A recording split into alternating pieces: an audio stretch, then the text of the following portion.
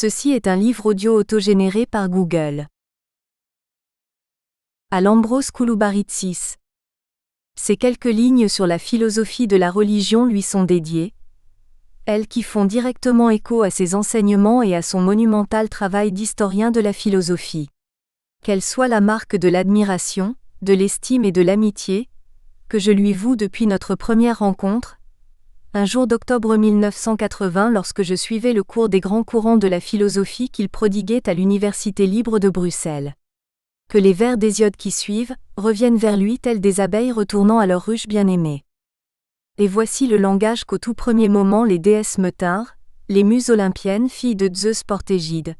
Berger couche dehors, ville onde vivante qui n'est rien que pense, si nous savons dire bien des mensonges qui ont tout l'air d'être réalité, nous savons quand nous le voulons faire entendre des vérités. Ainsi parlèrent les filles du grand Zeus dont les mots tombent justes. Hésiode, Théogonie, VV 24 à 29, Trad française à Bonafé, Paris, Payot et Rivage, 1993. Préface de Jean Leclerc. C'est pour moi un immense plaisir mais aussi un véritable honneur de préfacer l'ouvrage de mon collègue et ami de longue date Baudouin de Charneux, qui inaugure de la sorte cette nouvelle collection des éditions EME au titre prospectif et quelque peu audacieux que je suis appelé à diriger. Religion des philosophes et philosophie de la religion. Y avait-il personne plus indiquée que Baudouin de Charneux pour donner cette remarquable synthèse introduisant de façon magistrale à la philosophie de la religion, cette notion tellement complexe, depuis ces lieux et ces temps de fondation que sont pour notre monde occidental, les milieux intellectuels et spirituels de la Grèce antique, de l'Empire romain et des mondes arabo-sémitiques?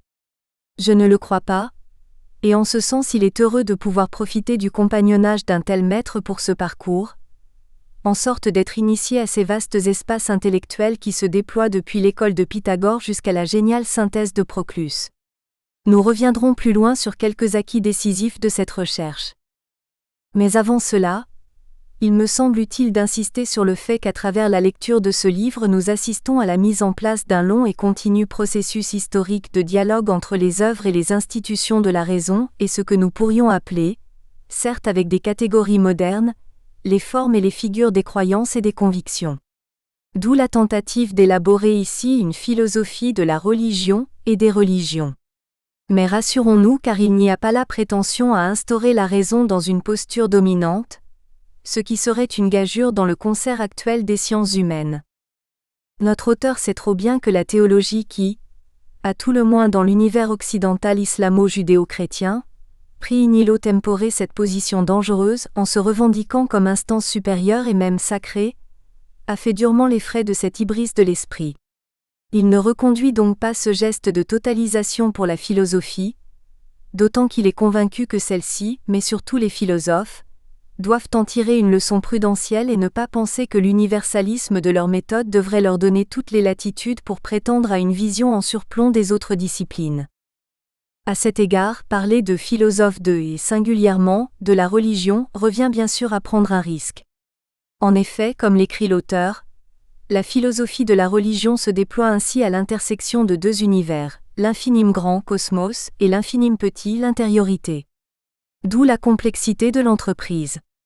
Mais Baudouin de Charneux sait combien la religion, comme concept global et globalisant, est une appellation très contrôlée et plus que limitée, dans un espace géographique et culturel restreint, mais qui porte en elle malgré tout quelques prétentions invasives ou totalisantes. De fait, ce concept forgé par les Romains au contact de la philosophie grecque a une histoire bien mouvementée, et n'a pas encore fini de nous faire frémir. C'est qu'en effet il nous faut payer le prix d'une sorte d'hégémonie conceptuelle, et celui de la façon dont elle s'est mise en œuvre et a fonctionné, tout en imposant ce qui demeure malgré tout des vues de l'esprit. Voilà pourquoi cet ouvrage est d'une véritable utilité sociétale car il permet une meilleure connaissance historique de ce moment originaire, avec toutes les descriptions qui en sont faites ici, en sorte de permettre de nous orienter en ces temps contemporains qui sont les nôtres où religion est, religieux, religiosité est et spiritualité est, fourmille. En ce sens, il est appréciable que Baudouin de Charneux ne tombe jamais dans les pièges du rationalisme, sans doute parce que sans prétendre dénier une forme de rationalité au discours religieux, il reconnaît que l'essentiel se passe surtout dans les structures narratives et affirmatives du geste herméneutique qui est posé. Évoquant philosophie et religion, il avance ainsi que l'une englobe en se racontant, l'autre se dit en englobant. L'une tend vers la vérité, l'autre soutient sa vérité. Ainsi, cet ouvrage montre-t-il parfaitement comment se met en œuvre et même s'initie cette entreprise de globalisation, avec des outils spécifiques et des méthodes précises, portant sur des objets singuliers dont l'un des plus passionnants est bien entendu la raison mythologue IQ.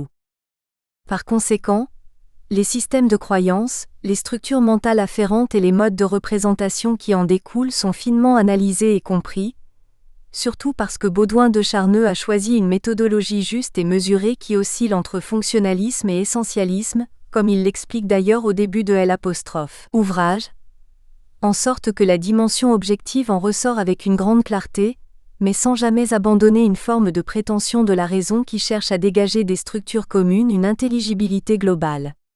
C'est aussi bien sûr une volonté de cerner ce que pourrait être le principe du fait religieux, ce qui est autre chose bien entendu que la prétendue universalité des religions et du religieux, en sorte de le comprendre dans la multiplicité de ses expressions et de ses narrations, en ce compris quand il prend la forme subjective du récit spirituel. À ceci s'ajoute que l'ouvrage a cet immense mérite, et en cela on saluera son caractère didactique et pédagogique, de resituer chaque moment dans un contexte politique, culturel et social, ce qui est ici nommé une inscription à la fois historique et historiale, et se fait notamment grâce à ces remarquables fiches techniques qui accompagnent le parcours du lecteur, mais aussi via les indications biographiques, les orientations bibliographiques et les références précises aux façons d'aborder et de lire des corpus de textes réputés difficiles d'accès. Ainsi, les mots et les concepts retrouvent leur sens et leur origine, mais aussi leur histoire propre et commune, de la même façon que les disciplines sont décloisonnées et sans doute retrouvent une forme d'un dialogue originaire. Il est vrai que dès l'apparition de l'activité philosophique, dans sa forme légendaire puis historique, cette amitié de la sagesse fut vite confrontée à ce que notre auteur appelle la religiosité, pour dire en fait une réalité qui était au cœur du quotidien des Grecs, mais pour laquelle le concept jouait sur une extension large, pour désigner à la fois la piété, le symbolique, le cultuel et le rituel, puisque le caractère idiosyncrasique de la religion grecque antique y inclinait. Mais il y a aussi une vraie prétention à expliquer les relations unissant le visible et l'invisible, avec des modalités propres dont les effets ne sont d'ailleurs pas que spéculatifs, mais aussi culturels et bien entendu politiques. Il ne faut jamais oublier les terribles enjeux du moment de la fermeture de l'école d'Athènes, en 529, ordonnée par l'empereur byzantin Justinien, qui redoutait un modèle de pensée, celui des écoles pythagoriciennes de la Grande Grèce, en conflit avec les visions judéo-chrétiennes d'un monde qu'il voulait dominer. C'est ainsi que dans cet univers, dans cet espace et dans ces lieux qui s'étendent des premières écoles philosophiques de la Grèce antique jusqu'à la mort d'Augustin, donc le cadre de ce livre, on prend aussi la mesure des enjeux de la rencontre de l'Odyssée grecque du Logo et de sa reconfiguration au contact du judéo-christianisme des premiers chrétiens. Eux qui avaient par ailleurs bien compris qu'une stratégie performante consistait à présenter le christianisme comme une philosophie à part entière, au risque de reléguer celle des origines dans les greniers de la mémoire. Ils le firent en oscillant entre apologétique et prosélytisme. Pourtant, la théologie était bien chez les Grecs, une pratique à part entière qui entendait réfléchir sur les récits sur les dieux et des dieux, mais également leurs actions et aussi leurs paroles. Dans cette mesure, la théologie était un système de représentation à part entière où l'on cherchait également à penser l'origine des choses de ce monde. Par contre, le mot religion n'est pas traduisible en cette langue puisque c'est une catégorie latine d'origine et d'appellation plus que contrôlée, s'il fallait le dire un peu en boutade. Quoi qu'il en soit, il n'en demeure pas moins que le monde grec foisonne de croyances, de cultes à mystère et les dieux sont omniprésents dans la quotidienneté de la vie. Voilà sans doute pourquoi l'ouvrage fait aussi une large part d'une étude comparative avec le travail du mythe qui lui aussi entend exprimer les interactions structurantes entre le visible et l'invisible. Mais au gré des époques, Baudouin de Charneux montre excellemment comment la puissance romaine comprit parfaitement les enjeux politiques des usages publics de la religio. Ce qui n'alla d'ailleurs pas sans donner de passionnants débats théologiques, notamment lors des premiers conciles œcuméniques, qui n'étaient pas que des discussions de salon, mais pouvaient tourner à la foire d'empoigne. D'autant que le pouvoir impérial, conscient des effets directs sur la représentation divine du politique, surveillait avec intérêt ces spéculations de haut niveau. Ainsi, on voit sans doute comment une riche et féconde tradition polythéiste, avec ses théurgies propres, laisse peu à peu la place à un système monothéiste où le saint se substitue au philosophe, et la philosophie brigue les honneurs de la sainteté. Dès lors, c'est quand le christianisme devient la religion de l'Empire qu'il entre dans les effets de la dialectique du meilleur et du pire, selon les points de vue que l'on prend, et dont on peut dire qu'il n'en est jamais sorti, en sorte que l'on pourrait comprendre les prétentions actuelles du christianisme selon cette structure générale. S'il fallait enfin mettre en exergue quelques moments forts de cet ouvrage qui a l'ambition de se déployer depuis les origines de la philosophie jusqu'au système des 2 cités d'Augustin, en passant par la systématisation voulue par Paul de Tarse, j'aurais envie d'attirer l'attention du lecteur sur quelques étapes décisives du parcours, parce que je les perçois à la fois comme des moments de créativité et de discontinuité. En effet, si la piété des Grecs était un ensemble de pratiques voulant questionner le divin, il faut alors reconnaître toute l'importance du moment platonicien dont notre auteur montre comment il fonde la philosophie de la religion car il englobe le champ de la piété et des pratiques relatives au culte des dieux par et au travers des raisonnements. Dans cette suite, Aristote est bien le premier penseur de la théologie, dans la multiplicité de ses langages à part entière, si bien que son institution de la philosophie première marque une étape décisive dans la naissance de la théologie qui est d'abord celle d'un premier principe, assurant aussi les premiers moments d'une forme de transversalité et de transdisciplinarité entre le théologique et le philosophique, et bientôt entre énothéisme et monothéisme, en sorte qu'U'. Une trilogie énologie plus ontologie plus théologie va commencer à structurer l'ensemble des discours et irriguer, mais aussi intriguer, dans l'ensemble des corpus des textes sur lesquels raison et conviction vont prendre appui, forger leurs outils et déployer leurs méthodes de compréhension du monde. Que ce soit une prière, un mythe, un aphorisme philosophique, un secret initiatique, une démonstration ou un verset biblique au nom de codes bien connus, Ex 3, 14, quoi qu'il en soit, c'est apostrophe. Est ici que la théologie se fait métaphysique et se plie du coup à son impératif énologique, peut affirmer Baudouin de Charneux. Les réflexions des stoïciens sur les dieux et la providence sont des moments décisifs dans l'histoire des idées pour comprendre la notion de destinée humaine, spécifiquement quand il faut penser la liberté d'un homme, devenu citoyen par ses actes et ses paroles, et les déterminismes d'un cosmos dont les lois sont inéluctables et provoquent constamment la raison calculatrice et technologique.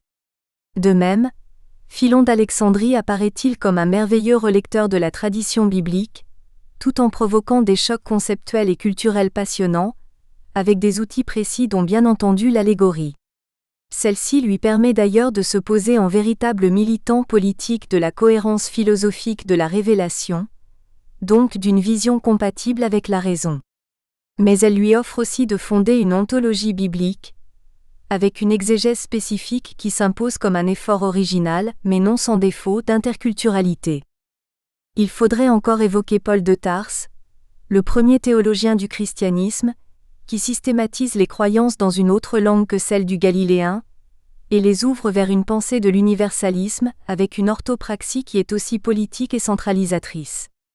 Pointons aussi les pages passionnantes sur la façon dont Plutarque réfléchit sur les silences de la Pythie, ou encore celle consacrée à Origène d'Alexandrie, et ce moment essentiel de la fondation de l'herméneutique chrétienne, alors que l'on est en plein cœur d'un conflit des interprétations mené avec talent avec les tenants de l'exigeante tradition polythéiste. Terminons enfin en évoquant 3 moments décrits et expliqués avec brio. Tout d'abord la pensée de Plotin et sa quête philosophique de l'un, puisque la contemplation de l'intelligible devient ici une exigence, en plus de celle de penser la différence entre un langage poétique et un langage philosophique. Ensuite, le moment d'Augustin d'Hippone qui est présenté par Baudouin de Charneux certes comme une volonté de réfléchir à partir de la tension existant entre raison et foi, mais surtout comme un moment de tentative de parvenir à une illustration et une défense, politique et spirituelle, de l'institution ecclésiastique, avec une anthropologie articulée autour de la notion nouvelle de personne, bouleversant ainsi l'histoire de la subjectivité occidentale. C'est sans doute ainsi qu'en faisant se conjoindre une réflexion sur le mal et la liberté, Augustin ouvre une vaste enquête de type métaphysique, celle d'une intériorité partie à la recherche de Dieu. Enfin, soulignons les analyses conclusives sur Proclus qui, avec sa tentative de redressement des mythes traditionnels par la philosophie, entreprend une vaste relecture du Parménide, du Timée et du Phèdre, en sorte de parvenir aux premières expressions d'une odologie de l'un, qui partant de l'unité examine tour à tour les différentes manières de le dire et de le nier. Sans doute est-ce avec lui que la recherche de la cohérence logique de la théologie traditionnelle s'allie avec la nécessité de la déconstruction de la mythologie, tout en proposant une véritable théorie critique du genre mythique. Voici donc un beau livre, systématique et pédagogique, sur la philosophie de la religion et des religions, qui déconstruit les fausses idées, évite les postures idéologiques, reconduit les fantasmes à leur juste utilité, renseigne le lecteur à souhait et lui donne aussi des catégories très ajustées pour comprendre les situations les plus actuelles, et singulièrement celles qui exigent de nous une certaine vigilance de la raison, ce à quoi nul ne doit jamais renoncer. En ce sens, Baudouin de Charneux fait une œuvre importante et essentielle de passeur et d'initiateur. Il nous replonge certes dans ces moments fascinants des premiers dialogues entre la raison critique et les croyances ou les convictions. Mais il montre aussi que les leçons de cette histoire des idées, dont nous sommes encore en quelque sorte les héritiers, nous inclinent à ne jamais oublier que l'œuvre de la raison cherche toujours à libérer les hommes des formes de la superstition et de l'aliénation, en sorte que demeure libre la pensée. Jean Leclerc, Université de Louvain. Introduction générale. Un livre dédié à un ami. J'ai souhaité dédier cet ouvrage à mon maître, Lambros Kouloubaritsis, qui a enseigné la philosophie ancienne et médiévale à l'Université de Bruxelles durant de nombreuses années où il est toujours un chercheur aussi actif que productif. Ces deux monumentales études consacrées aux philosophies anciennes et médiévales, aux origines de la philosophie européenne, Bruxelles, de Bock, 1992, Histoire de la philosophie ancienne et médiévale. Figures illustres, Paris Grasset, 1998, sont devenus des classiques qui ont largement inspiré le présent travail. Au-delà de ces travaux de grande ampleur, c'est le travail de philosophie prospective mené par ce penseur de premier plan qui trouvera sa place dans le second volume à paraître de cette étude consacrée à la philosophie de la religion. En effet, les recherches menées par le maître bruxellois en philosophie contemporaine sur les idées de proximité et de complexité sont de nature à révolutionner le regard que nous portons sur la postmodernité. Mettre en valeur cette pensée rigoureuse et féconde, c'est aussi assurer la pérennité d'un enseignement qui a marqué des générations d'étudiants et qui continue d'ailleurs à les passionner. Sur l'œuvre de Lambros Kouloubaritsis, nous renvoyons le lecteur à l'ouvrage collectif suivant assorti d'une bibliographie, mais raconte-moi en détail, Odyssée 3,97. Mélange de philosophie et de philologie offert à Lambros Kouloubaritsis, M. Broz, B. de Charneux, S. Delcominette, E accent aigu DS, Oussiavrin, Paris-Bruxelles 2009. Dans cette introduction à la philosophie ancienne, nous nous référons systématiquement aux deux histoires de la philosophie précitées. Nos volumes seront complétés par un lexique à paraître sous la forme d'un petit ouvrage, que nous rédigeons à quatre mains avec Fabien Nobiliau. En effet, si la philosophie a une utilité, une vocation que nous lui contestons par ailleurs, mais qui ne cesse de hanter les sectateurs de l'utilitarisme contemporain, c'est peut-être de donner aux mots leur sens propre et d'en user avec précision et discernement. Un luxe par les temps qui courent. L'amalgame constant des termes relevant du vocabulaire philosophique nous a décidé à proposer des définitions susceptibles de rendre plus intelligible le florilège de mots, d'idées, de concepts, qu'affectionnent les philosophes et ceux qui fréquentent leurs pensées et œuvres. Cette remarque est d'autant plus importante lorsque la philosophie s'applique au vaste champ des religions, croisant du même coup sa terminologie et ses outils avec ceux qui sont mobilisés par les disciplines permettant d'appréhender les idées, phénomènes et faits relevant de la foi, de la piété, du sacré et de leur manifestation collective au sein d'une socioculture donnée. Quoi qu'il en soit, ce lexique sera utile aux étudiants qui, dès les premières années de leur degré de bachelier en philosophie ou en sciences des religions, sont invités à dresser une liste des mots-clés dont usent et parfois, avouons-le pour avoir sacrifié au genre, abusent leurs enseignants. Ne dit-on pas en matière de boutade que donner la parole à un philosophe, c'est s'exposer à ne jamais la reconnaître et surtout à ne jamais la retrouver?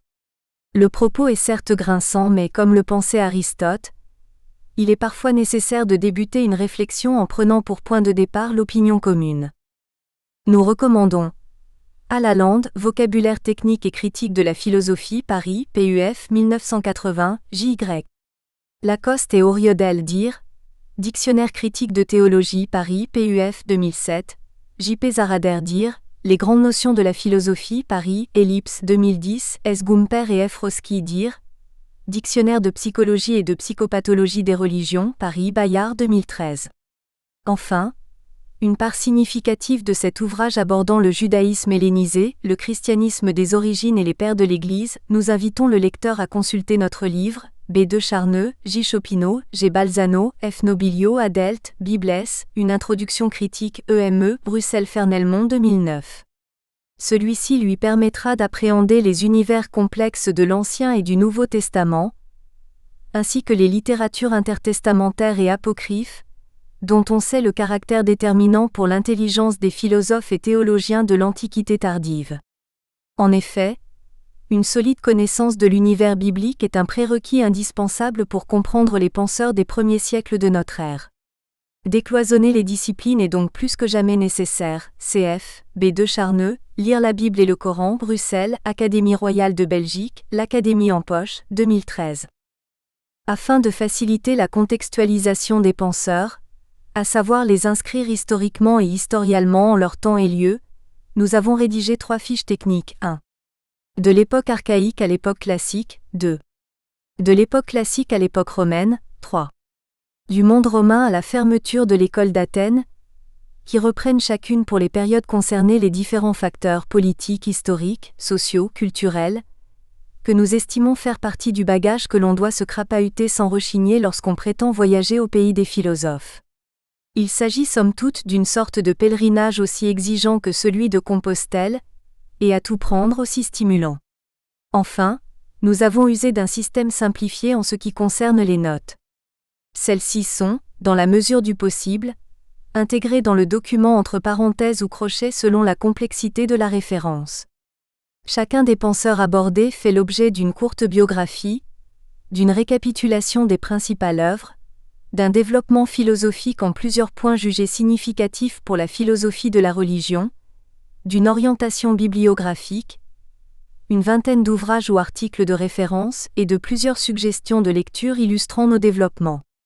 Nous espérons enrichir progressivement la liste des grandes figures étudiées, de façon à rendre notre écrit vivant au fil de ces rééditions.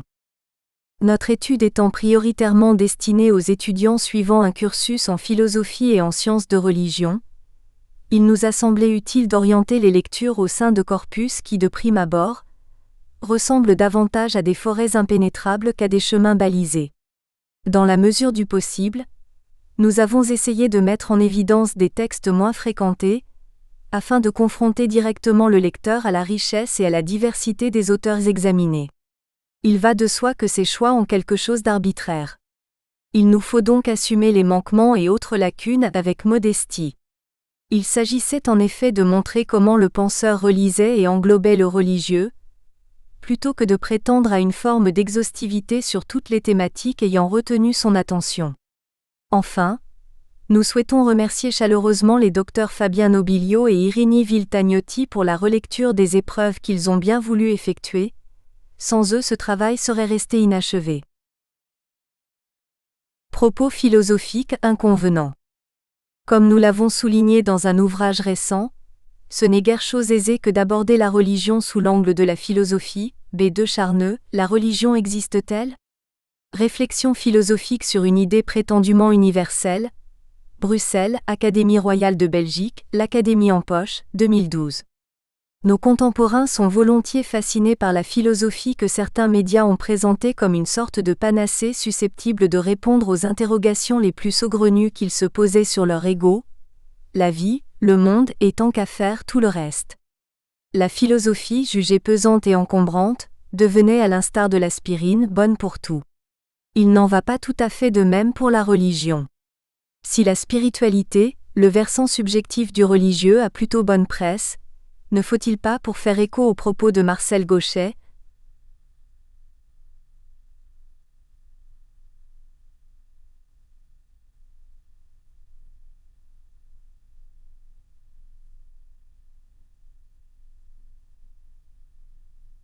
Résenchanter le monde, Monsieur Gauchet, Le désenchantement du monde. Une histoire politique de la religion, Gallimard, Bibliothèque des sciences humaines, Paris 1985. S'imposant parfois au prix de l'oblitération de la raison la plus commune, la religion ne bénéficie pas d'un préjugé aussi favorable. Religion, ça sonne vieux jeu. Patrie, famille, religion, cette vieille rengaine fredonnée par quelques nostalgiques en mal d'idéologie, ne séduit guère nos contemporains, du moins s'ils s'appliquent à raisonner et possèdent quelques connaissances historiques. Certes, Malraux aurait dit que le XXIe siècle serait religieux ou ne serait pas, une affirmation soit dite en passant contestée par les spécialistes, ce que nous leur concéderons bien volontiers, mais loin d'être une nouvelle stimulante, ces propos annonceraient plutôt une sorte d'éternel retour de l'identique qu'une nouvelle philosophique enthousiasmante. Un tel oracle fait froid dans le dos. En effet, s'il s'agit de l'annonce d'une reprise en main par les institutions religieuses des questions liées à la conscience de tout et chacun, le philosophe ferait bien l'économie du mouvement. Encore faut-il dire que ces propos, fortement marqués par une certaine conception de la laïcité à la française, ne susciteront qu'incompréhension dans d'autres régions du monde. Tout d'abord, comme nous avons tenté de le démontrer dans l'ouvrage précité, la religion ne serait pas aussi universelle qu'on l'a communément soutenue, allant jusqu'à définir l'homme comme un homo religiosus. La religion est un concept forgé par les Romains au contact de la philosophie grecque, époque de Cicéron et Varron, voire Infra, qui réinterprété par les penseurs imprégnés de culture judéo-chrétienne, Lactance, Augustin, Isidore de Séville, Thomas d'Aquin, prétendit à une forme d'universalité. Quand les chercheurs s'appliquent à l'étude et à la description de la religion, comme s'il s'agissait d'un phénomène universel et d'une sorte de dénominateur commun entre les hommes, ils relisent en fait la façon dont l'Occident a découpé idéologiquement les sociocultures sur lesquelles il exerça son hégémonie depuis la Renaissance et jusqu'à la décolonisation. Comparable à ces chasseurs qui, la période automnale venue, lâchent des faisans sur leurs terres en prenant bien soin de les engraisser quotidiennement, puis ces bouddhistes de voir le gibier accourir vers eux lorsque le jour du massacre est arrivé, nous avons relu le monde au travers de nos catégories de pensée, nous les avons imposées et nous nous émerveillons aujourd'hui de les redécouvrir, allant jusqu'à considérer que pareille trouvaille justifie nos hypothèses de travail. Nous serions ainsi les inventeurs du trésor que nous avions enfoui. La circularité du propos ressemble à une pétition de principe. Existe-t-il des religions ailleurs qu'en Occident, au sens large s'entend, c'est-à-dire les lieux de pensée et de savoir formés à la pensée occidentale? La question, pour troublante qu'elle soit, est à notre sens ouverte. Si la religion n'a pas bonne presse, c'est que concéder du pouvoir aux religieux équivaut tout benoîtement à renoncer au droit de gouverner sa propre existence. Provocation, direz-vous? Que nenni! Lisez quelques ouvrages historiques sur la volonté de puissance des hommes d'Église. On aura du mal à faire endosser la responsabilité aux femmes qui la plupart du temps ne font pas partie de l'épure, et vous serez convaincu du bien fondé d'une telle assertion qui, pour polémique qu'elle puisse paraître, n'en reste pas moins pertinente si l'on s'attarde un instant sur l'actualité. De ce point de vue, philosophie et religion semblent s'opposer, se disputant tantôt de façon feutrée, tantôt avec agressivité, un territoire sur lequel le cléricalisme régna sans partage pendant des siècles, allant jusqu'à réduire la philosophie à une humble servante de la théologie. Vade retro. Toutefois, en y regardant de plus près, même si notre univers quotidien est traversé par des violences se légitimant pitoyablement d'une autorité religieuse réelle ou fantasmée, il convient de nuancer quelque peu notre propos. En effet, si la religion était la seule idée qui opposait les hommes, on le saurait depuis belle lurette. Les tenants des philosophies se réclamant de l'athéisme ou de l'agnosticisme ne savent que trop les ravages de certaines idéologies meurtrières qui, après s'être affublées de costumes taillés avec soin par les beaux esprits philosophiques, ont commis, au mépris des principes qu'elles proclamaient, les pires atrocités. Le XXe siècle ne nous a-t-il pas enseigné, peut-être mieux que tout autre, que ce bon vieux Tartuffe pouvait aussi se pavaner drapé dans les oripeaux de la philosophie? Il ne faisait pas bon en ces temps-là d'être un Untermensch ou un allié objectif de la classe bourgeoise. Et les intellectuels critiques soucieux de nuancer les propos élogieux tenus par les épigones des régimes totalitaires n'étaient guère en odeur de sainteté politique.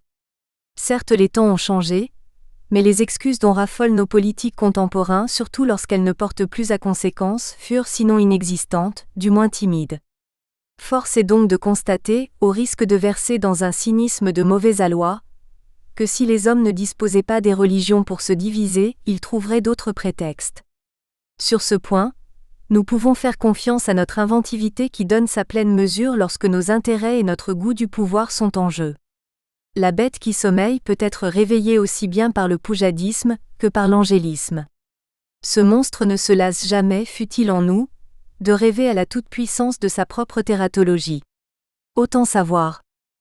Qui plus est, on soulignera qu'au sein des familles religieuses et des plus dogmatiques, des esprits éclairés s'efforcèrent d'ouvrir une brèche dans le mur qui avait été érigé par les contempteurs de l'esprit critique et les adversaires de la liberté de conscience. Ce serait faire injure à de nombreux théologiens contemporains que de passer sous silence leur travail, en faveur d'une ouverture critique sincère au sein de leur propre confession. Ce travail nécessite un incontestable courage, il est à proprement parler philosophique et en tant que tel, mérite d'être salué. Si l'on est homme de religion, il faut en effet faire preuve d'audace et de persévérance pour répondre présent à l'appel de Voltaire nous invitant à cultiver notre jardin. Il en faut tout autant pour ceux qui, jardiniers d'un autre âge, éradiquent ces mauvaises herbes que l'on nomme idéologie. Il est en effet consternant de vérifier au quotidien combien les responsables religieux sont frileux, lorsqu'il s'agit de dénoncer avec fermeté les abus, excès, voire les crimes perpétrés par les partisans de leurs propres convictions. Les vociférations visant à culpabiliser, stigmatiser, conspuer, celui qui ne partage pas la même foi sont nombreuses et variées. Les condamnations de ceux qui font partie du camp des justes sont, si elles ont l'air d'être jugées opportunes, susurrées du bout des lèvres et sitôt dites, sitôt nuancées, voire regrettées. La guerre injuste est toujours celle menée par l'autre. Certains morts ont des noms et sont comptés à l'unité près. D'autres sont des anonymes enterrés à la hâte dans d'obscurs charniers. Le silence des hommes de religion est par moments assourdissant sur la diversité des approches en matière d'étude des religions. J.P. Delville, dire Mutation des religions et identités religieuses, Paris, Même des Clés, 2012, pp. 405 à 420. En effet, si l'étude de la religion, un art nécessitant quelques scrupules si l'on en croit Cicéron, est une matière en soi passionnante pour un philosophe, il n'en est pas moins écœurant de constater que les vieux ressorts rhétoriques et idéologiques visant à disqualifier l'autre au nom d'une prétendue supériorité connaissent encore un large succès. L'autre, cet hétérodoxe, cet hérétique, ce schismatique, est disqualifié avant que d'être, cf. B. de Charneux, Hérésie, secte et mystère des premiers siècles de notre ère. Dans Secte et hérésie de l'Antiquité à nos jours, Problème d'histoire des religions 12, à Dirkens et à Morelli, accent aigu DS. Bruxelles, édition de l'Université, Bruxelles 2002, pp 29 à 43. Au nom d'une quelconque référence à la transcendance, la certitude d'être dans le camp des sauvés ne légitime-t-elle pas les actes, bien immanents quant à eux, de les damnés ici-bas? Religion et philosophie s'accordent sur un point. S'inventer un ennemi sur mesure auquel on donne vie par la magie du verbe et que l'on brandit, tel un nouvel épouvantail, afin que les bien-pensants le confondent avec les êtres de chair et de sang que l'on souhaite spolier, molester, exterminer, selon les préférences et autres usages locaux. Là, les tenants des Lumières n'échappent pas toujours à la règle, mélangeant parfois allègrement la nécessaire défense de la liberté de penser et d'examiner, avec la vérité supposée de leur propre opinion et conviction. Il est des dogmatismes laïques. Un livre sur la philosophie de la religion, des religions. Pour parler vrai, on excusera ici le ton personnel de mes remarques que je marque dès lors du pronom personnel à la première personne. Je n'ai pas toujours reconnu le catholique papicole ou papolâtre que me dépeignaient certains laïcs, le juif nécessaire chantre de l'État d'Israël dont me parlent certains musulmans, le laïc, avec, que à la belge, bouffeur de curé, que fustige quelques belles âmes, le musulman sympathisant des terroristes fustigés par certains médias, le mormon obscurantiste raillé par des protestants libéraux, le bouddhiste perdu dans des rêves chimériques dont ricanent les rationalistes.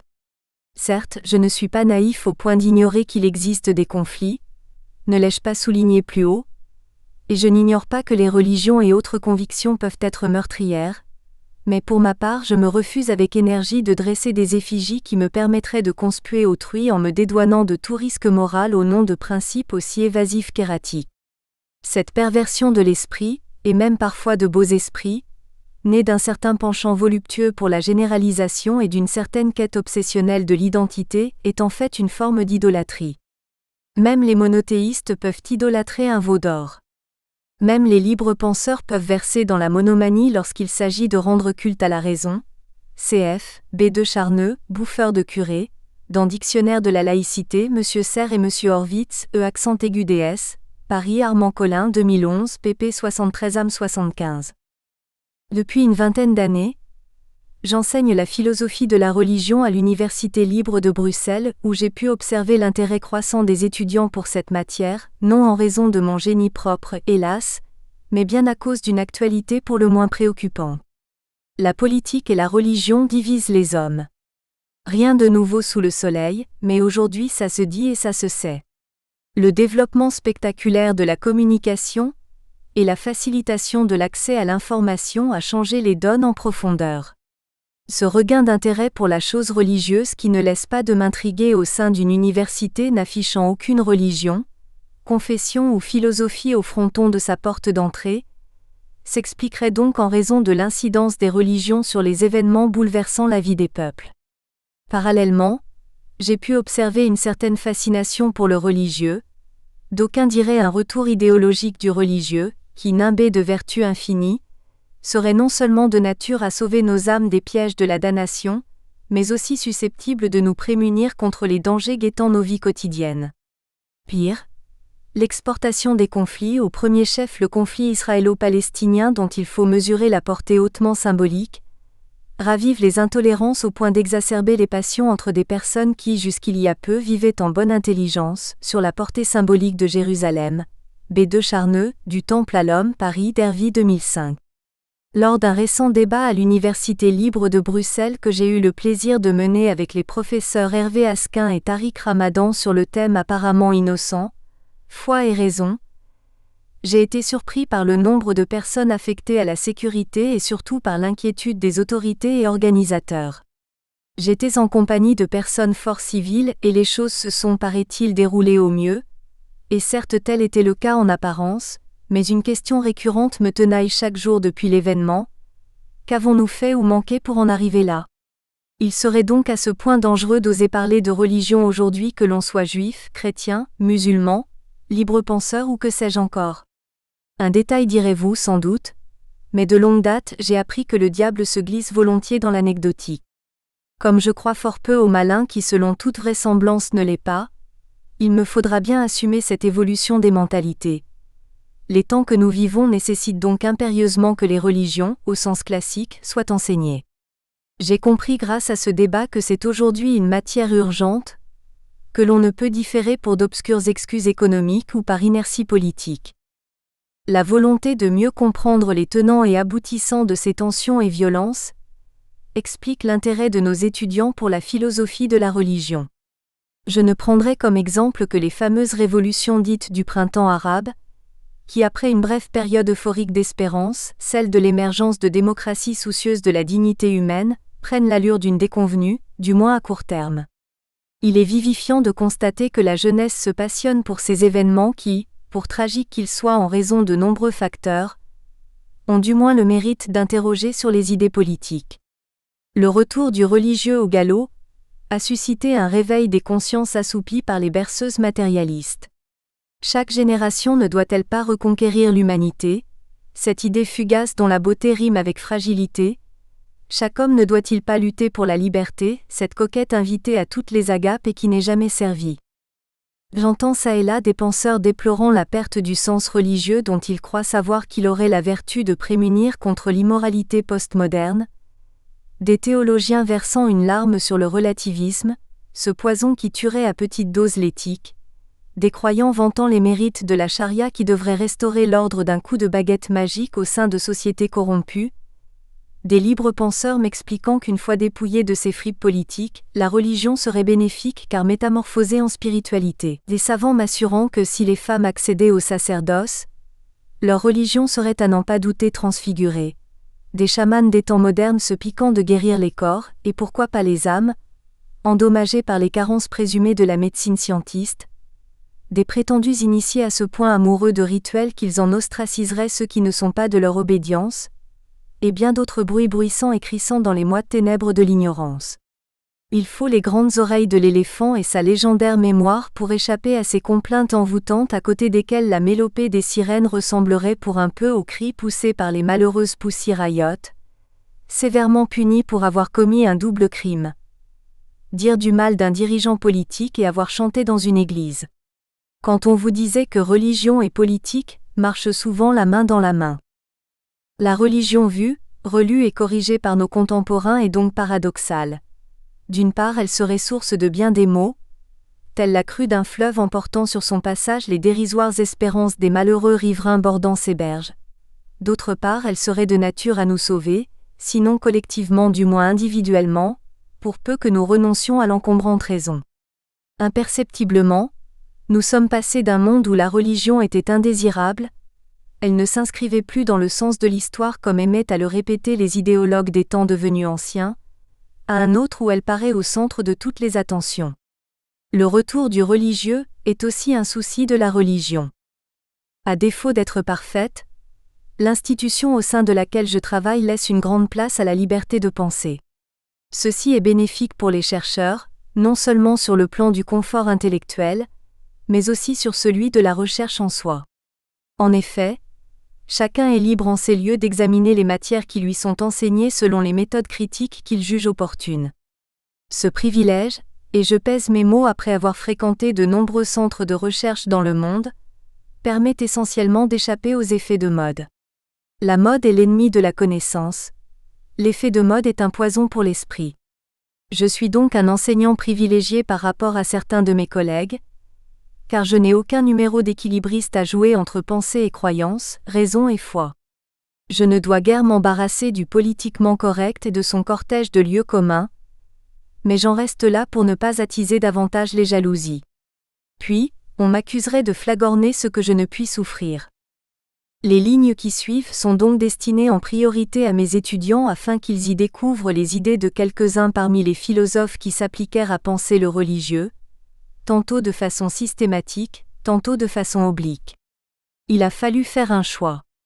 C'était d'autant plus délicat qu'à peu près tous les grands philosophes ont abordé la religion, la religiosité ou le religieux d'une façon ou d'une autre dans leurs œuvres. Hegel ne disait-il pas que la religion est la conscience de soi de l'esprit absolu parce que, d'une part, l'homme prenant conscience de l'esprit qui l'animait, s'élevait vers l'esprit absolu par le religieux, renonçant à sa singularité, d'autre part au travers des religions, et donc de leur idiosyncrasie, l'esprit prenait conscience de soi.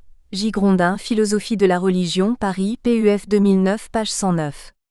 Sans nous inscrire dans l'héritage idéaliste du penseur allemand, nous conviendrons qu'il n'est guère aisé de rendre compte d'un tel don qu'il résume fort bien du point de vue philosophique. Le notaire capable de dresser la liste des héritages, rentes et autres acquets que nous a légués la religion, n'est pas encore né, même, convenons-en, si les délègues dont on ferait volontiers l'économie et si les impôts prélevés par les idéologies peuvent être lourds pour ne pas dire écrasants. Quelques propos pratiques. Nous avons opté pour un livre en 2 tomes passant en revue des penseurs de premier plan, ayant abordé la religion et ses multiples manifestations d'un point de vue philosophique. Nous avions le choix entre 2 méthodes qui présentent chacune avantages et inconvénients. Soit passer en revue des grandes thématiques et les explorer, comme le sacré et le profane, la vie et la mort, le bien et le mal, etc. Soit décliner la liste des philosophes illustres ayant investigué le religieux d'une façon originale. Nous avons opté pour la seconde approche qui n'est en soi ni meilleure, ni pire que la première. Les raisons de ce choix sont multiples. Premièrement, on conçoit mal d'aborder les grands penseurs en mélangeant les diverses théories qu'ils ont professées, sans une solide connaissance de la philosophie et comme nous l'avons déjà souligné, cet ouvrage est avant tout destiné à un large public. Deuxièmement, la philosophie est, nous semble-t-il, avant tout une affaire de texte. il est en conséquence plus aisé d'organiser les commentaires autour d'un auteur que d'un thème. Troisièmement, étant attentif à la mise en perspective historico-sociale des pensées, il semblait plus cohérent d'organiser notre étude autour de figures philosophiques incarnant en quelque sorte une époque. D'ores et déjà, je peux annoncer qu'un second tome paraîtra qui s'attaquera à d'autres penseurs depuis le Moyen Âge jusqu'à l'époque contemporaine. Il n'en demeure pas moins que ce premier volume, centré sur les pensées philosophiques et religieuses qui fleurirent autour du bassin de la Méditerranée et en Europe dans l'Antiquité, fait appel à des connaissances historiques, géographiques, culturelles qu'il faudra prendre soin d'engranger, sous peine de manquer les enjeux de l'une ou l'autre pensée.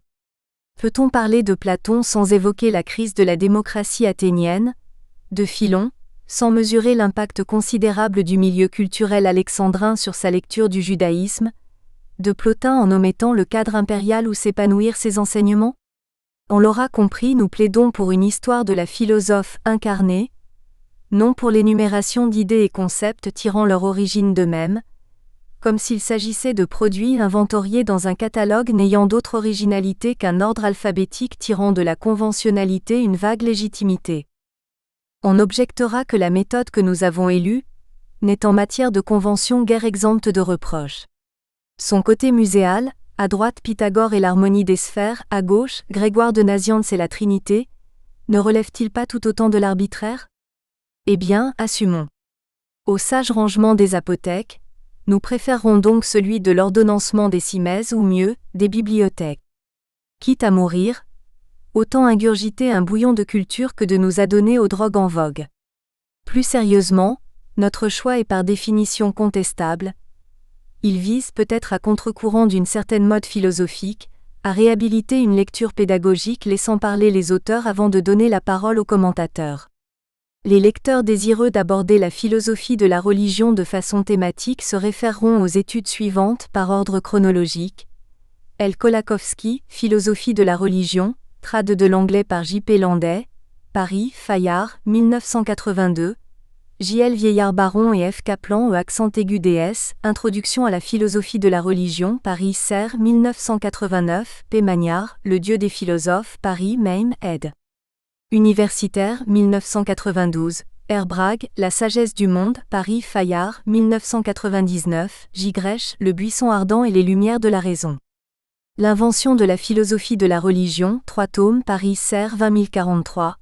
P. Gisèle, Qu'est-ce qu'une religion, Paris, Vrin, 2007, B. Sève, La question philosophique de l'existence de Dieu, Paris, PUF, 2010. S. Hawkins et L. M. Lodinau, The Grand Design, London, Bantam Books, 2010, Trad française, Y a-t-il un grand architecte dans l'univers? Dieu et la science, Paris, Odile Jacob, 2011, Vulgarisation scientifique, intéressant du point de vue des enjeux cosmologiques contemporains. Du côté des encyclopédies, citons, F. Lenoir, Y.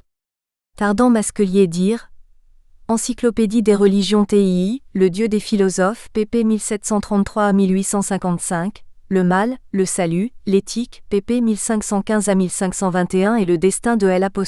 Âme après la mort, pp 1925 à 1953, proposant un panorama assez complet des diverses thématiques théologico-philosophiques ayant innervé les systèmes de pensée mis en œuvre par les religions.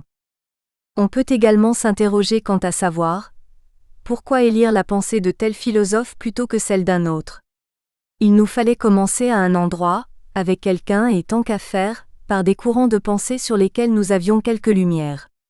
En nous inscrivant dans la logique des recherches de l'action de recherche concertée, ARC, intitulée « La religion de l'autre », menée par le Centre de recherches interdisciplinaires d'études des religions et de la laïcité de l'Université libre de Bruxelles, ULB, depuis 2009, sous la houlette bienveillante de notre collègue et ami Jean-Philippe Schreiber, nous avons toutefois privilégié des penseurs qui, chacun selon les enjeux de leur époque, furent des passeurs.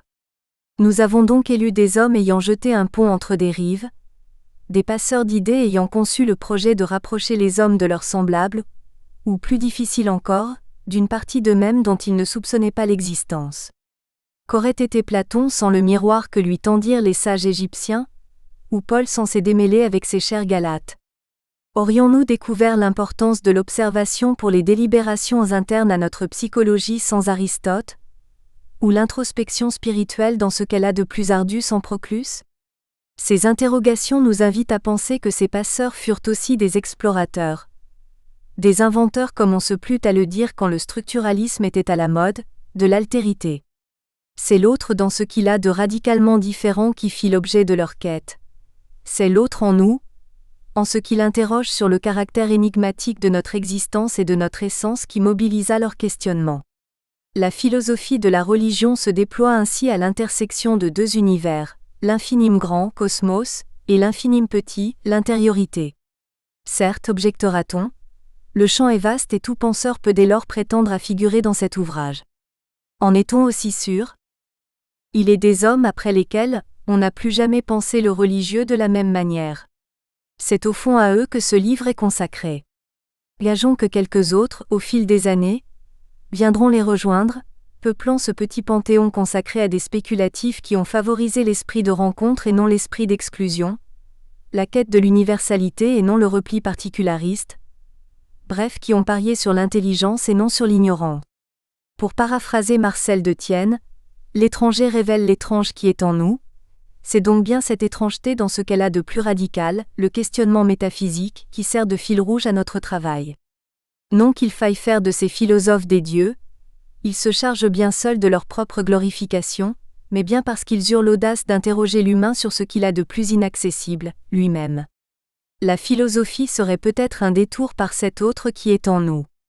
Née en Grèce, la philosophie fut une forme d'héroïsation du penseur qui, à l'instar du guerrier gagnant au combat le privilège de transmettre son nom à la postérité grâce à la bravoure dont il fit preuve face à la mort, n'hésite pas à affronter son destin pour vaincre les peurs et angoisses terrifiant les autres hommes.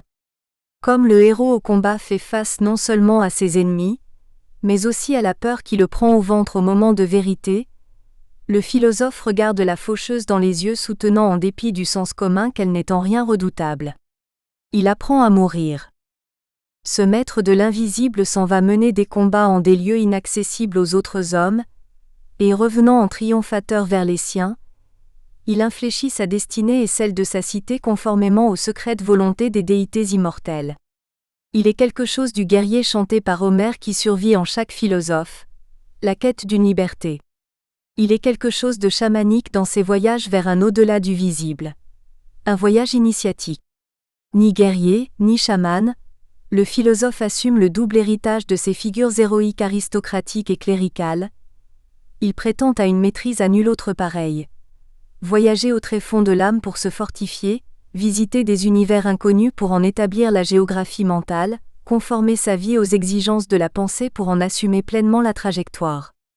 Ce combattant d'un nouveau genre appartient à un monde qui, en pleine mutation, entre dans l'histoire. Il est aussi un voyageur brûlant de désir pour une idée politique à souhait, la sagesse. Il tient du bouillant Achille le courage. Il a appris du subtil Ulysse la ruse. Porphyre ne s'y trompera pas. Homère était bel et bien un philosophe. Un professeur au bord de la crise de nerfs, ou de la raison plurielle. J'ai coutume, le lecteur me pardonnera de reprendre le ton anecdotique que j'affectionne et le savant excusera cette misère abstractive, histoire d'emprunter des chemins de traverse, de raconter les tribulations d'un professeur appelé à vivre une journée pas comme les autres. Imaginons-le au réveil. Il est maussade et grincheux. Pour lui, tout est objet de mécontentement.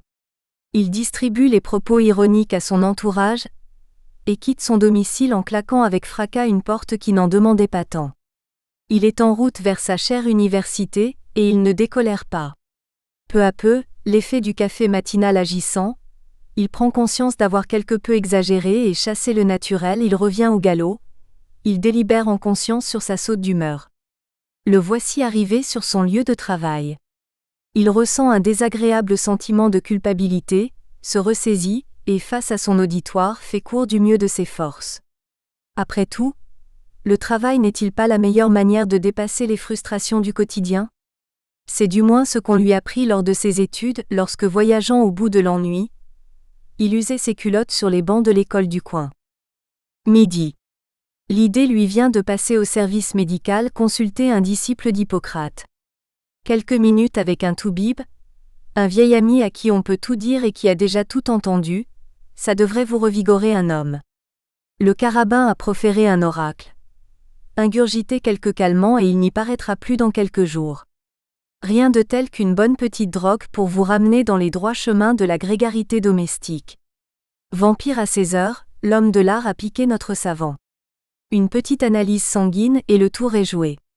La médecine n'est-elle pas la reine incontestée de l'exploration pratique de l'infime petit ? Votre humeur peut mentir, votre prise de sang jamais. C'est du moins ce que notre brave académique se met à espérer. Là, pour l'instant il se sent toujours aussi abattu. Il lui vient alors une idée saugrenue entre toutes, consulter son psy. Après avoir consacré 2 ou 3 petites heures aux joies d'une administration aussi stérile qu'inutile, il débarque dans le cabinet feutré du confesseur des temps modernes. Allongé à la mode des précieuses fréquentant les salons parisiens où l'on causait de la carte du tendre, il raconte sa vie. Papa, maman, la grande sœur, le petit frère, les gentils et les méchants à l'école. Les complexes et autres blessures narcissiques reviennent au galop, balayant sur leur chemin le semblant de calme qui l'affecte d'ordinaire. Sur le divan, il voyage avec ses vieux compagnons de route. Des fantômes dont il est illusoire d'imaginer qu'ils cessent un jour de le hanter. Le jeu des libres associations qui ne le sont pas. Curieuse croyance que celle qui lui fait penser qu'en expliquant son origine, ses blessures et ses ressentis, transfigurés par la médiation du langage, il sera possible de lever des crises de colère qui fragilisent ses relations avec la personne partageant sa vie. Tel Cyrano, il affronte de chimériques ennemis, tel Don Quichotte, il charge les moulins de l'imaginaire. Le voici de retour non loin de ses pénates, il achète un journal chez le libraire d'à côté. Distraitement, il laisse traîner un œil sur l'horoscope. On peut sourire, mais sait-on jamais ? Il lit ce qui est dit de son signe astral. Lion, vous déambulez dans votre vie sans vous rendre compte que vous êtes le gibier d'un autre prédateur. La fin de semaine est défavorable aux natifs du 2e décan. Des petits conflits pourraient se multiplier. Le succès sera bientôt au rendez-vous. Pour un peu, il en rirait. Le voici qui reprend secrètement espoir. Et si c'était un signe ? Galilée ne nous a-t-il pas enseigné que les révolutions astrales déterminent le jeu des marées ? Pourquoi les forces cosmiques n'exerceraient-elles pas une certaine influence sur son humeur maussade ? Il se prend à rêver d'une consultation chez une astrologue, si possible jeune et jolie comme aime à les fréquenter les grands de ce monde, lorsqu'il se met à douter de leur capacité de prédiction. Une mademoiselle Sophia enturbanée portant de rondes boucles d'oreilles qui vous tire un horoscope, et en un tour de carte, vous dispense de penser à votre devenir. Et pourquoi pas les lignes des mains, le marque de café, les cartes du tarot, les caractères du yikin, Il se ressaisit. Point trop n'en faut. Il faut raison garder. Et puis tout ça coûte un pont. Ces consultations sont largement au-dessus des moyens d'un professeur. Notre homme atterrit après cette longue rêverie éveillée au royaume des signes astraux, vendus à l'encan par des marchands de bonheur éphémère et de papier journal. Une autre idée germe derrière son front soucieux. Et s'il s'offrait un abonnement dans une salle de sport ? Mansana et tout le machin. Voici trop longtemps qu'il n'ose plus croiser son image dans un miroir. La vie sédentaire le vieillit prématurément. Ses enfants ne lui répètent-ils pas dès que l'occasion s'en présente qu'il devrait veiller à son embonpoint ? Vautrés dans leur divan en train de s'empiffrer de chips devant leur chère télévision ou leur sacro-saint Mac, ils sont formels. Le manque d'activité détruit l'âme et le corps de leur géniteur. Une halte dans une salle de fitness branchée, une petite cure de vitamines, un programme ad hoc et il se voit reparti sur les cendres de sa jeunesse qu'il découvre sportive. Si le désir est là, la volonté s'enfuit. Il remet l'aventure au lendemain, ou à d'autres calendes par définition grecque lorsqu'il s'agit de gloire olympique. Le sport c'est bien mais dans un fauteuil. Et si j'offrais quelques fleurs à mon épouse ? Un symbole certes que des végétaux morts brandis comme un trophée les jours néfastes, où notre créativité est en panne d'originalité. La fleur est à l'homme ce que la cravate est à la femme, une panne de l'imagination. Un symbole certes, rien qu'un symbole, mais notre homme a lu Lévi-Strauss, il sait que l'efficacité symbolique n'est pas une petite affaire. Il est de retour à la maison, affectant un détachement qui lui sied mal. Il lui faut affronter les déités domestiques. Pour un peu il prierait Saint-Georges. Son épouse rentre souriante traînant derrière elle un cortège de bambins. Tout va bien, le choc tératologique n'aura pas lieu. Après tout, Depuis les années, elle s'est habituée aux poussées d'adrénaline de son encombrante moitié. La tempête se calme dans le verre d'eau. Les maîtres zen nous enseignent que l'esprit humain est semblable à un verre d'eau boueuse. Quand on l'agite, tout devient trouble. Quand on le laisse au repos, tout redevient transparent. Ils disent aussi qu'un jour tout devient clair, le dépôt n'était qu'illusion. Âme sensible à la procrastination ontologique, prière de s'abstenir. Ne rêvons pas, notre professeur n'en est pas là. On peut enseigner la métaphysique sans avoir le regard perçant. Journée chargée, direz-vous, c'est un peu trop pour un seul homme. À n'en pas douter, vous dites vrai. Cette historiette est un condensé de nos vies. Nous ne cessons de passer d'un système de croyances, d'une forme de structure mentale, de mode de représentation du monde, vers d'autres façons d'appréhender, de lire, d'interpréter ce même univers. Nous ne sommes pas l'unité d'une somme de perceptions et de pensées. Nous sommes des navigateurs en train de pagayer sur un frêle esquif pour nous rendre d'une île vers une autre. L'homme est l'explorateur d'un archipel, celui de sa propre conscience. Si ce récit a un intérêt, c'est bel et bien de nous enseigner qu'il est une pluralité de raisons. Il nous faudra donc garder à l'esprit en lisant les pages qui suivent, que nous ne cessons de passer d'une forme de rationalité vers une autre. Habitués que nous sommes à cette gymnastique, nous en perdons la pleine conscience, ce qui ne fait d'ailleurs qu'augmenter la redoutable efficacité de notre plastique cérébral qui ne peut, sous peine d'imploser à chaque instant, s'embarrasser de réflexivité.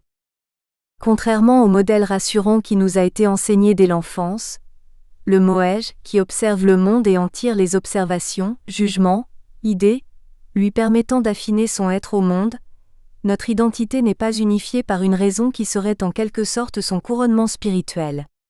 Il est plausible que nous mettions en œuvre une multiplicité de raisons qui, chacune selon ses modalités propres, nous indiquent que tel ou tel chemin est préférable, que tel ou tel choix serait plus judicieux. Toutes les postures, certains diraient en ce cas précis qu'il s'agit plutôt de contorsions, auxquelles notre brave professeur est soumis et se soumet, répondent à leur logique propre. Chacune d'entre elles, en un dernier retour, n'est pas aussi naïve qu'il n'y paraît de prime abord.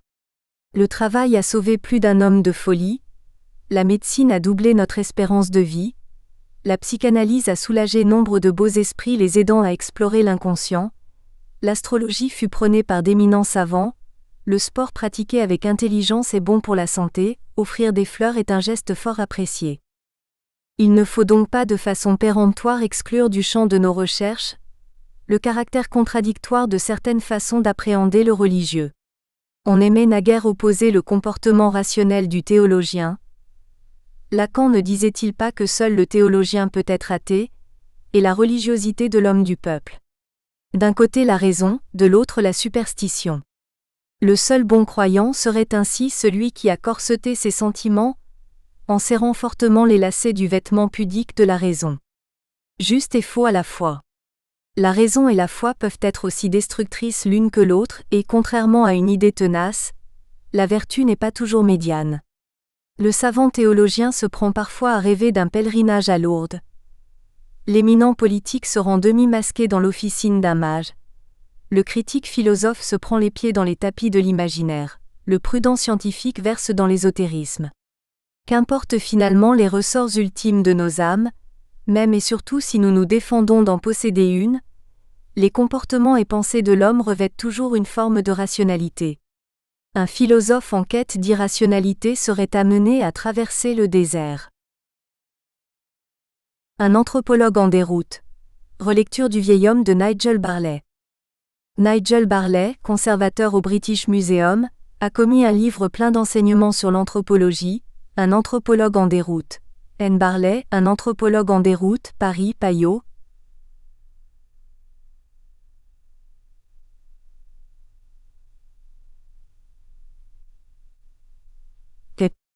Entre autres passages savoureux, l'épisode du faiseur de pluie retiendra ici notre attention car il nous semble particulièrement intéressant pour qui veut comprendre le caractère pluriel de la rationalité. Le récit touche la peuplade des Dowayo, tribu montagnarde du Nord Cameroun, où notre scientifique prétend presque avoir échoué par hasard.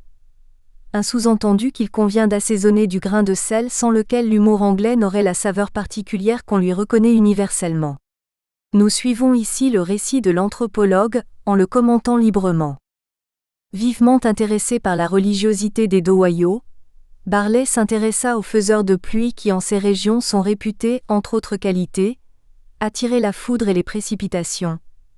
Ainsi, il entra en contact avec celui qu'il nomme le vieil homme, personnage truculent, auquel de tels pouvoirs étaient reconnus par les gens du cru.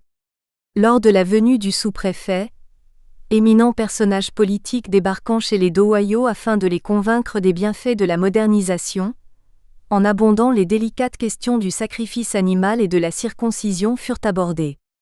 L'imposant dignitaire était escorté d'une armée de fonctionnaires venus assister aux bienfaits de la rhétorique politique, lorsqu'elle prétend à moindre frais modifier les mœurs d'autrui.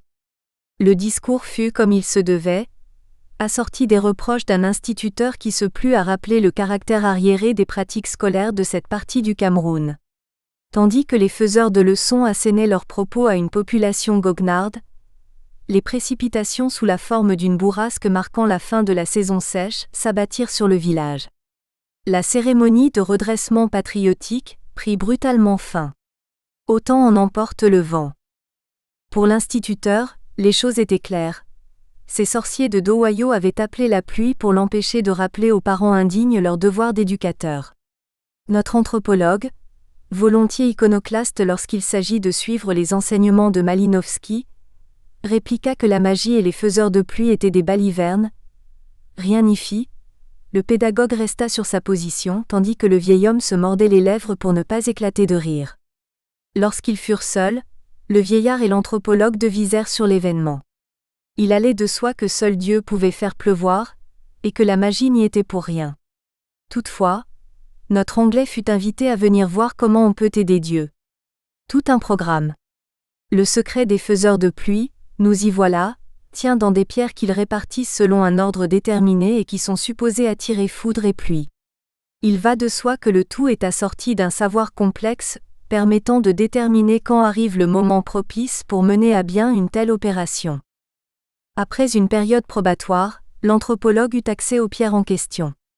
Le vieil homme l'emmena dans la savane, déterra une corne de bouc creuse cachée derrière un rocher et fit rouler de celle-ci des pierres qui n'étaient autres que des billes.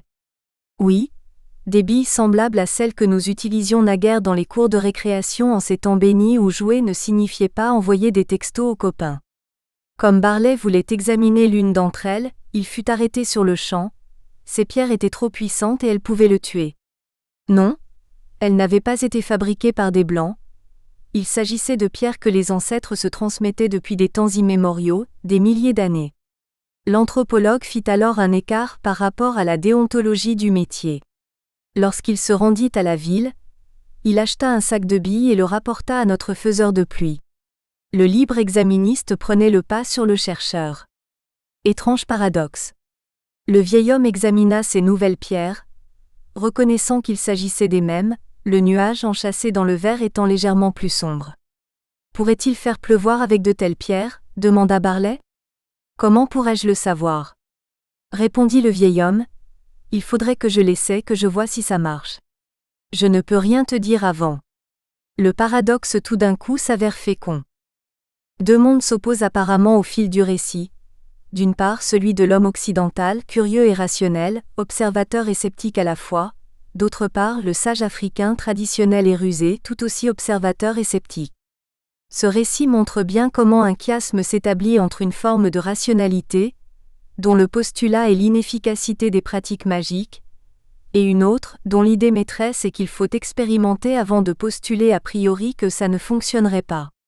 La théorie contre le bricolage, l'anecdote aurait enchanté Lévi-Strauss. Au-delà d'une apparente contradiction de point de vue, les deux formes de rationalité convergent puisqu'elles donnent à l'expérimentation une importance méthodologique qui, de prime abord, n'est guère surprenante dans le chef d'un anthropologue, mais qui déconcerte lorsqu'elle est revendiquée par le vieil homme. Pour le savant, l'expérimentation apparaît comme une méthode visant à corroborer sa théorie. La magie, ça ne fonctionne pas, tandis que pour le faiseur de pluie, il s'agit empiriquement de vérifier si de telles pierres étaient à même de produire les mêmes effets que celles supposées transmises par les ancêtres. Bien malin qui peut trancher quelle posture témoigne d'une rationalité supérieure à l'autre. Il convient donc de tempérer notre propos. il est une pluralité de postures rationnelles qui témoignent d'une inclinaison de la pensée humaine. Cette fois on pourrait avoir quelques prétentions à l'universalité, à comprendre et maîtriser ce qui de prime abord est inexplicable. Il est piquant de noter que la dite rationalité se manifeste ici par une double ruse. Celle du savant anglais qui tente d'invalider une croyance, celle du sage faiseur de pluie qui déjoue le piège en abordant la question de l'efficacité. C'est toute la question de l'efficacité symbolique qui est ici mise en lumière. C'est aussi le rapport que l'intelligence entretient avec la ruse. Finalement, l'universalité de la raison ne tiendrait-elle pas dans cet art que certains hommes possèdent et cultivent ? Être capable d'autodérision. Le sous-préfet, les fonctionnaires, l'instituteur, l'anthropologue appartiennent à un monde étranger à l'humour, celui du pouvoir qui par nature dicte ses règles et ses normes au nom de valeurs qui ne souffrent aucune contradiction. Seul l'ignorant, voire le fou, pratique la circoncision pendant l'année scolaire, donne de la bière aux enfants pour aller à l'école, n'entretient pas les locaux, n'accepte pas les bienfaits de la modernité. Le vieil homme symbolise à lui seul un monde où seul l'ignorant, voire le fou, ne respecte pas la tradition héritée des ancêtres, ne suit pas les prescriptions rituelles sans lesquelles il n'y a aucune vie sociale digne de ce nom, ne pratique pas les rites qui garantissent l'ordre du monde. Ces rationalités se toisent comme séparées par un miroir. La question posée est celle du rapport au réel. Qu'est-ce que la réalité ? Le génie du vieil homme, comme celui de l'anthropologue, est d'oser dire et expliquer ce rapport au réel, mais aussi d'accepter qu'il est complexe, voire inaccessible. Comment nier l'efficacité du faiseur de pluie, quand la tornade s'abat sur l'importun ? Comment nier que les billes soient fabriquées par les Blancs quand on les achète à la ville ? Il n'y a rien à nier, il faut vérifier. L'intelligence de la raison passe par la ruse.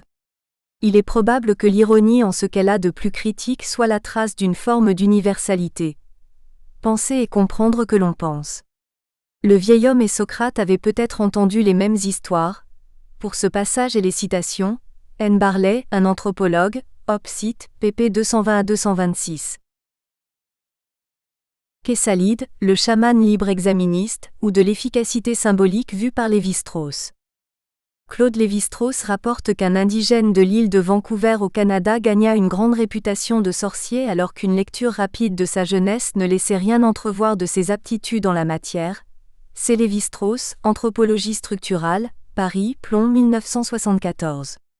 Le nommé Kessalide conçut dès sa jeunesse l'idée que les chamans pratiquaient des tours visant à gagner la confiance d'un public trop crédule. Non content de penser de telles idées pour le moins subversives au sein de la société des Indiens Koskimo, il les disait à qui voulait les entendre, ce qui ne manqua pas de revenir à l'oreille des hommes de l'art. Notre sceptique fréquenta alors les chamans dans le but de démonter leurs pratiques. Ceux qui disent les mythes ne sont-ils pas aussi des mystificateurs ? Chez les chamans Koskimo, le doute fait partie des qualités qui permettent de discerner si un homme peut être ou non initié à leur art. Sans le savoir ou en ne le sachant que trop, Kessalide manifestait par son comportement qu'il avait les qualités requises pour faire partie de leur confrérie. Pour le profane, l'ironie est insolence et impiété. Pour l'initié, elle fait partie intégrante de la voie.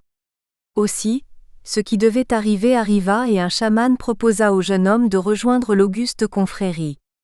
Vint ainsi le temps de l'initiation, puis celui de l'apprentissage, durant lesquels l'impétrant apprit un art composite allant de l'empirisme médical au chant magique. Il apparaît ainsi qu'un bon chaman ressemble à s'y méprendre à un bon anthropologue. En effet, il dispose d'informateurs, nommés des rêveurs, qui lui rapportent les propos et gestes des gens de la communauté. Ces informations confidentielles font de lui un curé ou médecin de campagne, à savoir une personne jouissant d'un statut lui permettant d'être non au-dessus, si du moins elle prétend à quelque efficacité, mais au centre de sa communauté, B2 Charneux et Elnay Fontaine, l'initiation. Splendeur et misère, Bruxelles, Leibor, 1999, pp 36 à 39. Au pays des Koskimo, les chamans connaissent des techniques secrètes leur permettant d'extraire en public les maladies de leurs patients. Ainsi, ils dissimulent dans la bouche une petite touffe de duvet qu'ils crachent avec du sang. Il s'agit de la technique dite du ver ensanglanté car le chaman rejette l'artefact après s'être mordu la langue, non sans avoir pratiqué au préalable quelque opération jugée utile pour la thérapie. La maladie ainsi extirpée du corps du malade est alors exhibée devant l'assistance, qui, bien sûr, ignore la véritable nature de cette substance. Il convient de comprendre cette technique dans le contexte des actes de guérison au sein des sociétés traditionnelles. En effet, la ruse fait partie intégrante de la thérapie aussi, il serait naïf de l'associer à de la charlatanerie pure et simple. Il serait d'ailleurs intéressant de rapprocher ce type d'exercice thérapeutique du fameux effet placebo bien connu des médecins occidentaux. Quoi qu'il en soit, alors que cette pratique eût dû conforter Kessalid dans ses doutes sur l'art des chamans, il n'en fut rien. Certes, il pénétrait les arcanes secrètes de la confrérie en apprenant une technique comme celle-ci. Mais du même coup, l'efficacité de cette forme de thérapie lui fut en quelque sorte révélée par ceux qui en bénéficiaient. Il était devenu un chaman, il était initié. Lors d'un séjour dans une tribu voisine, une étape obligée au sein de cette confrérie initiatique, Kessalid découvrit avec étonnement d'autres pratiques qui lui semblèrent nettement moins efficaces. Là-bas, on n'utilisait pas la technique du verre ensanglanté mais simplement de la salive. La théâtralisation de la thérapie était nettement moins crédible. Il ne s'agissait plus maintenant de supercherie, mais bien d'une hiérarchisation des pratiques dont certaines étaient jugées plus efficaces que d'autres. Parallèlement, la réputation de guérisseur de notre homme ne cessait de croître, de sorte que de nombreuses personnes rêvèrent qu'il pouvait leur venir en aide. Son art fut à ce point convoité et envié que les chamans locaux tentèrent par des moyens variés, notamment lui promettre en mariage certaines de leurs filles réputées vierges, de lui soutirer ses secrets. Rien n'y fit. Kessalid était devenu un initié, et demeura fidèle à la loi du secret. Il triompha, lorsque des défis lui furent adressés démontrant la supériorité de la technique du verre ensanglanté. De retour auprès des siens, il connut un grand succès, devint un thérapeute renommé, accéda au rang de notable au sein de sa confrérie. Il est piquant de noter que son esprit critique perdura jusqu'à sa mort. L'initiation l'avait orienté, elle ne l'avait pas modifié. L'histoire de Kessalid, le chaman libre-exaministe, est pleine d'enseignements. Elle illustre particulièrement bien l'importance du symbole et le caractère efficace de sa mobilisation sur le plan pratique. Au fil du récit de Lévi-Strauss que nous avons ici parcouru à grandes enjambées, il apparaît que plusieurs formes de rationalité se superposent et sont mises en tension. Au scepticisme de Kessalid s'oppose la lecture de la confrérie des chamans qui voit en lui un initié potentiel. Ce qui est une marque d'esprit d'indépendance devient un marqueur identitaire. À la naïveté des spectateurs assistant au psychodrame de la guérison, s'oppose la connaissance du chaman qui manipule, au sens étymologique du terme, le symbole. À la dubitativité du nouvel initié, s'oppose la crédulité des malades qui reconnaissent en lui un guérisseur susceptible de les soulager des maux les affectant. On pourrait ajouter qu'au scepticisme du lecteur occidental ne reconnaissant guère à ces pratiques thérapeutiques une quelconque forme d'efficience, s'oppose la lecture anthropologique des faits, qui invite à une réflexion sur l'efficacité symbolique. Lors de l'une ou l'autre conférence, à savoir dans un contexte où il est de bon ton de faire sourire, j'ai rapproché les pratiques de Kessalid de notre bonne vieille médecine occidentale. Il me souvient en effet d'avoir été hospitalisé, et d'avoir assisté à une scène curieuse, quoique fréquente, qui démontre à elle seule comment l'efficacité symbolique est aussi à l'œuvre dans notre culture. Alors que j'arpentais le couloir en l'attente de l'annonce de ma guérison, je vis une troupe de médecins pénétrer dans ma chambre et s'agglutiner autour de mon lit par définition vide, puisqu'à la différence d'Apollonio de Tyane, je ne possède pas le don d'ubiquité. Je me joignis donc à eux contemplant le spectacle d'une literie froissée. Personnes bien éduquées au demeurant, ils me saluèrent. Le professeur fit alors un descriptif de la situation parfaitement inaudible pour des oreilles profanes, et en conclut que la situation s'était nettement améliorée, que l'affection dont je souffrais avait régressé et que, selon toute vraisemblance, j'étais sinon guéri, du moins tiré d'affaire. La petite troupe s'agita et tel un monstre polycéphale, opina de ses nombreux chefs. Puis emboîtant le pas aux savants, les blouses blanches quittèrent la chambrée tels des fantômes s'évanouissant dans l'invisible. J'eus l'étrange sensation qu'on invoquait l'esprit de ma maladie, resté en ces lieux, tandis que le reste de mon être rongeait son frein en déambulant dans les couloirs blafards de l'hôpital. Tout s'était passé comme si j'avais été exorcisé d'un mal devenu extérieur à mon corps, par la vertu d'une thérapie idoine. L'affaire en serait restée là si 2 ou 3 jours plus tard, un samedi matin si ma mémoire est bonne, le professeur ne m'avait rendu visite. Seul cette fois, il m'expliqua les choses en des termes plus accessibles à un profane, et me prescrivit le traitement qu'il était nécessaire que je suive pour éviter toute rechute. Je pouvais quitter l'hôpital, la thérapie était un succès. Il ajouta alors que nous nous étions vus quelques jours auparavant, mais qu'il préférait m'expliquer les choses personnellement car ce n'était pas la même chose. Je le remerciai. Nous nous serrâmes la main. J'étais guéri. Mais qu'est-ce qui n'était pas la même chose? Le contexte symbolique bien sûr. L'exorcisme collectif de la maladie était l'affaire du groupe des thérapeutes. Seul l'esprit de celle-ci, dûment conjuré, était concerné par le rite. Grâce à leur art, ils avaient vaincu le mal, se confortaient dans la légitimité de leur action, se remémoraient les arcanes du métier, s'assuraient d'avoir respecté les traditions en usage. Les analyses, protocoles, actes médicaux, médications concoctées dans des officines industrielles, promesses de prise en charge et autres mots ressortissant du vocabulaire hermétique des hommes de l'art, ne recouvrent rien d'autre que cette nécessaire invocation que seul un langage secret, compréhensible par les seuls initiés, peut restituer avec la finesse nécessaire à l'intelligence de ce type de pratique. Mais il fallait davantage. Le sujet habité par ce mal devait reconnaître sa guérison, sans quoi elle eût été extérieure à son être. Elle fut scellée par un rapport personnel qui est autre chose, un symbole scellant un pacte tacite mais efficient entre l'initié et le profane. Le professeur avait tout compris, j'avais rencontré Kessalid.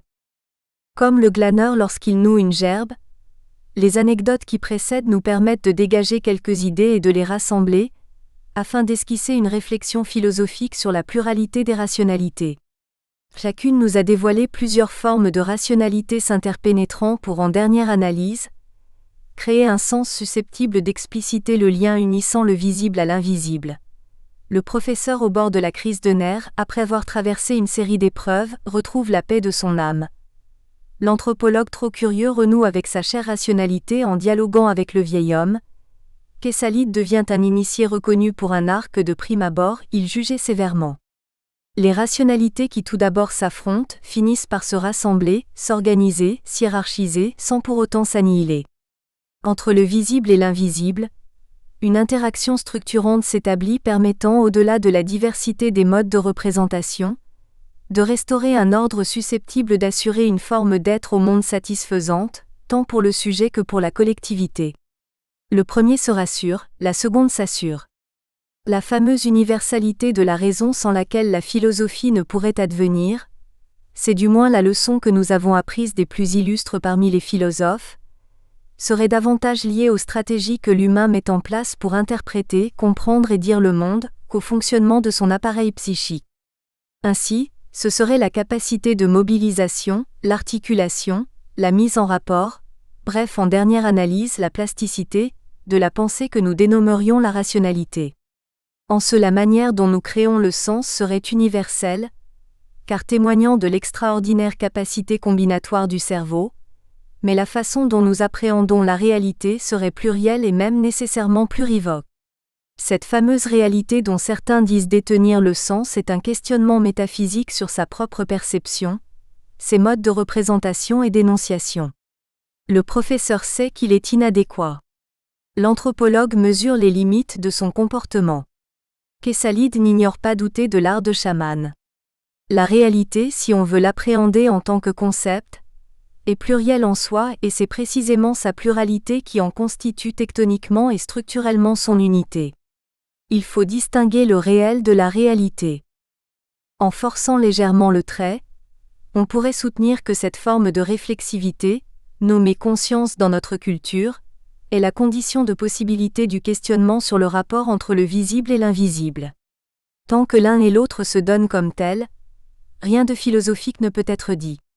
C'est la conscience du décalage entre ce qui est et ce qui est dit qui soulève la question du sens. Toute la question des modèles se profile derrière cette considération et aussi l'erreur commune qui lui est afférente, le relativisme. En effet, la conscience du modèle, qui dès lors n'est qu'un modèle et non la réalité en soi que tout et chacun croit connaître et maîtriser, entraîne à la fois une angoisse et une volupté, l'angoisse que le réel ne s'estompe, la volupté d'en pénétrer un sens caché. L'angoisse peut déboucher sur une posture cynique, assez commune au sein des sociétés dites évoluées, dédouanant le sujet de ses responsabilités et l'autorisant à user de son bon plaisir en se masquant derrière une forme d'hypocrisie sociale.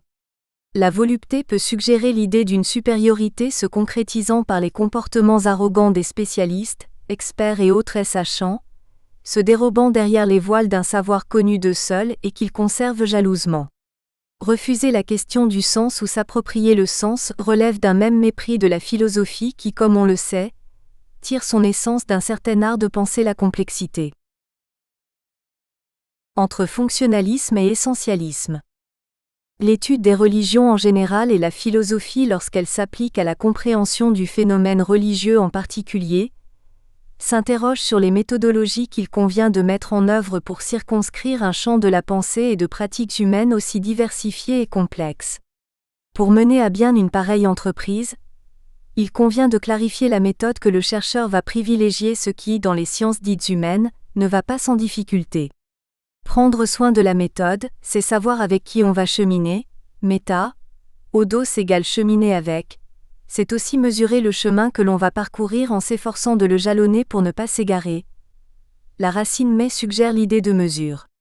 Pour faire court, il apparaît que du point de vue méthodologique, deux approches principales sont adoptées par les spécialistes.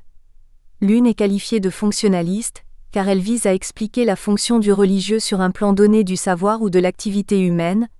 L'autre est considérée comme essentialiste, car elle considère le religieux comme essentiel, innervant les spéculations et comportements. Il va de soi que la majorité des chercheurs privilégie une méthodologie fonctionnaliste, car celle-ci permet d'objectiver le religieux, et donc de l'étudier comme s'il s'agissait d'un objet extérieur au champ des préoccupations personnelles de celui qui l'appréhende. Comme le disait joliment un savant britannique quelque peu agacé lors d'un colloque consacré à l'islam au cours duquel un chercheur, manifestement fort croyant, récitait littéralement le Coran. Il n'est pas besoin d'être un poisson pour parler de pisciculture. Pour impertinente, voire méprisante que soit la remarque, elle résume à elle seule une certaine posture fonctionnaliste. Je ne suis pas là pour partager une foi. Je ne dis pas le pourquoi, je dis le comment. Somme toute, le fonctionnaliste applique à la lettre le mot d'ordre de Galilée. En d'autres termes, ne me demandez pas à quoi ou en quoi je crois, ceci relève de ma vie privée et ne présente aucune... Nous espérons que vous avez apprécié cet aperçu. Pour continuer à écouter ce livre audio sur Google Play Livres, utilisez le lien dans la description de la vidéo.